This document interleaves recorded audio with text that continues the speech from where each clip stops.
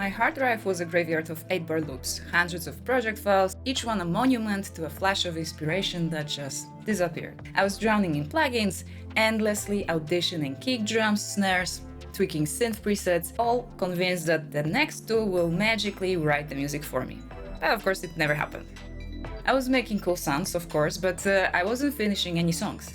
I was stuck in a creative rut and in imposter syndrome. Sounds familiar? But what if I told you that there is a simple method to fix this? A system that, in one or another form, all the great artists use to define their sound and finish their work. A system that completely changes everything. And it's the key to breaking out of that creative rut for good, to make unique music, improve your skills, and find your fans.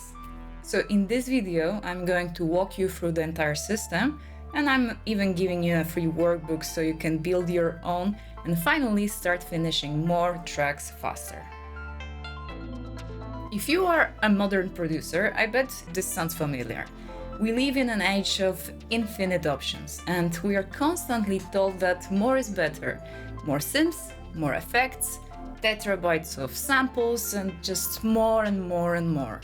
And we are sold this dream that these are the keys to unlock our creativity, but for me and probably for many others, this digital mountain of gear had the exact opposite effect. It leads to paralysis. There's a psychologist, Barry Schwartz.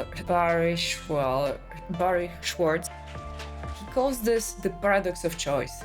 He perfectly described the problem when he wrote, "Learning to choose is hard. Learning to choose well is harder. And learning to choose well in a world of unlimited possibilities is harder still, perhaps too hard." It's like being handed a restaurant menu that's 50 pages long. You spend so much time flipping through options that by the time the waiter comes to take your order, you're so exhausted that you just point at something random and do you even want it? So my workflow was a total mess. I would start a track with a great idea, but the moment it was time to build on this idea, and that's where I would slam into a wall. So which one of my 50 synth plugins should I use for this bassline? So then I open one, scroll through presets, try new ideas, then I open another and another.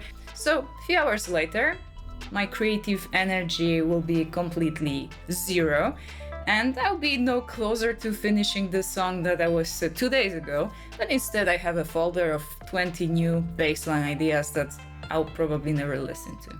So I was just spinning my wheels and getting nowhere. And I convinced myself that I needed the perfect sound before I could write the part. But the truth is that I simply was just too scared to commit. I was using the hand for new sounds to procrastinate on the actual work, which is finishing the song. Schwartz also said, knowing that you have made a choice that you will not reverse allows you to pour your energy into improving the relationship that you have, rather than constantly second-guessing it. The breakthrough came from an unexpected place, my record collection. So one night, feeling burned out and done with my loops, I started listening to some of the old music, and it hit me, I noticed that these artists and producers were not drowning in options and still had amazing stuff. So they made music with the gear they had, and that was it. That's the point, the guitar with a specific set of effects pedal, the 2 synths that they bought, and 1 drum machine. So the limitations here weren't a weakness. This unique sonic footprint became their style, and that's the very, very thing that brought fans to them. And that was when I realized that this is the answer that I am looking for, that I simply need to create more limitations for myself, otherwise I'll never get rid of overwhelm and never finish music. So I decided to build my own set of creative constraints. I built this 50-week style challenge. A link is in the description to the video. I'm not gonna repeat about it here. This leads to the sonic box concept. And the concept is that simple. Think about it like a master chef. So before a dinner service, they don't have every single ingredient from the world laying on the plate in front of them. They have mise en place. It's a small organized set of ingredients, everything chopped and ready for them to go. And this is the idea for the Sonic Box. You will curate it yourself, build the tools, select instruments, plugins, and commit to use them and only them. So for example, your Sonic Box may contain a guitar, one synth, one drum machine, a folder of samples, and instructions on how to execute the vocals. Then additionally, several effects, your favorite reverb, delay, echo, or saturation plugin. All closed in this tiny self-made toolbox. It's a specific move to set limitation, which will set your mind free. So you decide the rules before the game starts, which means that whenever you want to create, you have a new idea, you open your files, and everything is ready for you to go. So switching to this method didn't just get me out of my rut, but it completely changed my workflow. And honestly, the quality of my music. Here is why it works so well. Firstly, and I think this is the biggest win here, so it practically eliminates the decision fatigue. Making music is a long series of decisions, and when your toolkit is infinite, it's like packing for a trip where you've thrown your wardrobe all in the floor, and then you spend so much energy deciding what to pack that at the end you're not excited for the holidays, you're just tired. So by limiting your tools, you make most of the choices before you even start. So you no longer waste energy auditioning sounds, you're using it to make music. Secondly, it forces you to be truly creative. Imagine, if you have only one synth, you learn all its secrets. Think about the guitarist who only has one acoustic guitar. In a moment, instead of just strumming chords, they will use the body of the guitar as a percussion, slap strings for rhythm, and pull out harmonics you never even knew existed. Instead of hunting for new presets, you're forced to actually do some sound design. You learn your tool on a profoundly deep level, and this is where you find your unique sound. Let's not forget that this video is a part of the 50 weeks style challenge, and this is where we get to the core of developing unique style. So there are two levels of this. The basic level is learning your tools. It's how a painter develops a signature brush stroke. They don't get there by switching brushes every 5 minutes, they master a few, and the specific way of applying paint to canvas becomes their unique identity.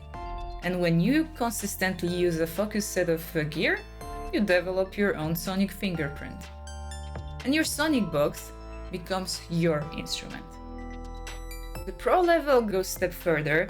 It's not only about the tools you choose, but also why you choose them. What's the emotion? What are the additional limitations that I would like to apply for myself based on my musical preferences? If you haven't seen the video on your musical history analysis, I'll also drop the link down below. But this is actually the step one that helps you build a Sonic Box faster. A faster workflow is the most obvious result, but it also has a huge impact on your mixes. With fewer elements in your track, there's much more room for each instrument to breathe. So your arrangement becomes less cluttered, more powerful, because every sound has a clear purpose. You end up with cleaner, more professional sounding mixes in just a fraction of time.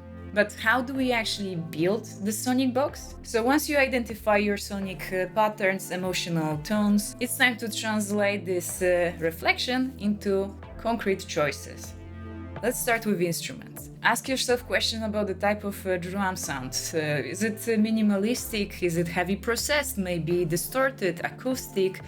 What's the characteristic of the groove? What kind of patterns would you like to use? Based on that, pick 2-3 drum kits and add them to the Sonic Box. Then synths. What type of sound and role synths are playing in your tracks? Are you into evolving pads, or maybe you are looking for plucky arpeggios? Are you gonna use hardware, maybe soft synths? At least 2-3 of them specify their role, and also you can go one step further and select some presets that will serve as a starting point for the idea generation. Don't skip vocals. Think if they're gonna be the centerpiece of the song, or maybe something more in the background, like an atmospheric, whispery layer. How will it sound like? Are you gonna use autotune? Are you gonna layer the vocal lines? Are you gonna chop it? Is it going to be in one language? You decide. If you're not using your own vocal, try to be consistent with the type of vocal lines that you're gonna use. Think also about the instruments. So apart from synths, are you gonna bring any real instruments into the mix?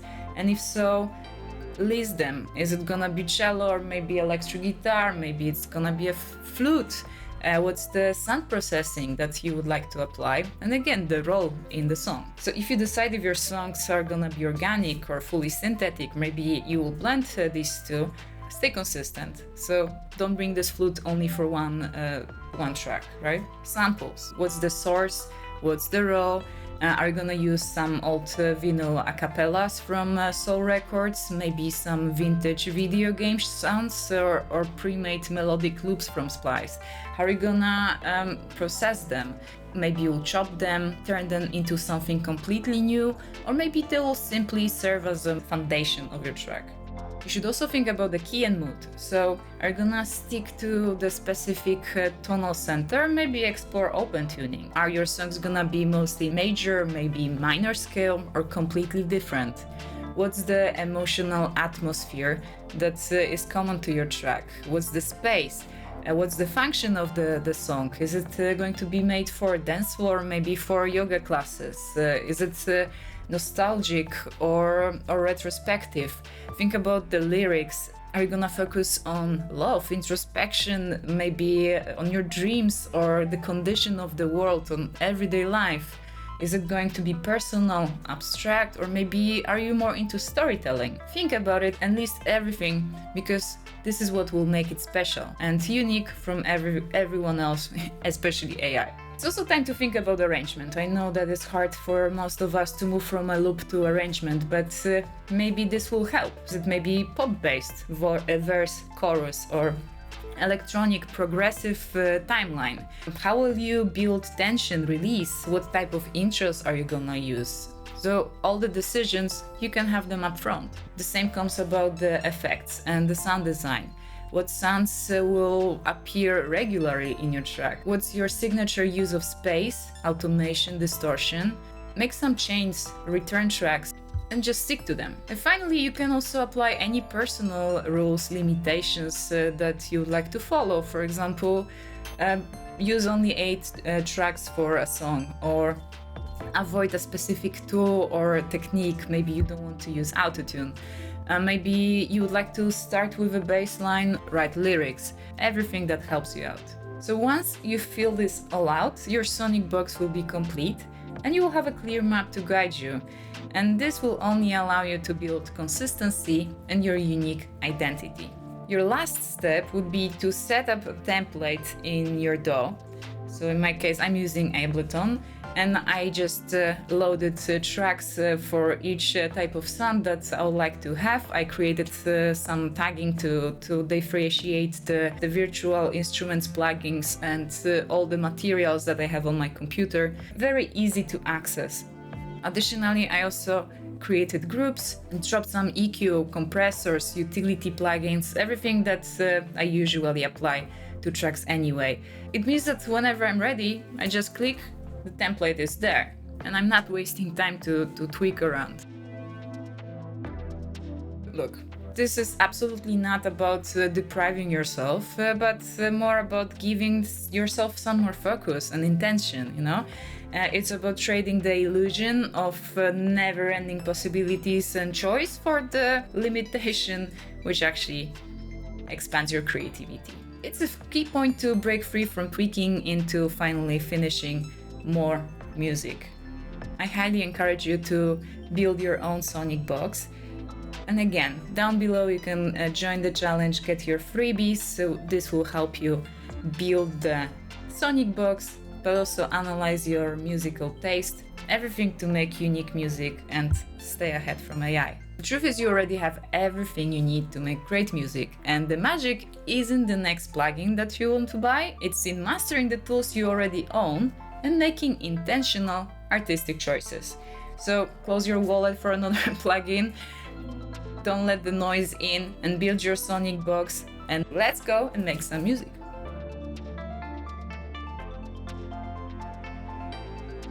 Came the unique sonic fruit pit.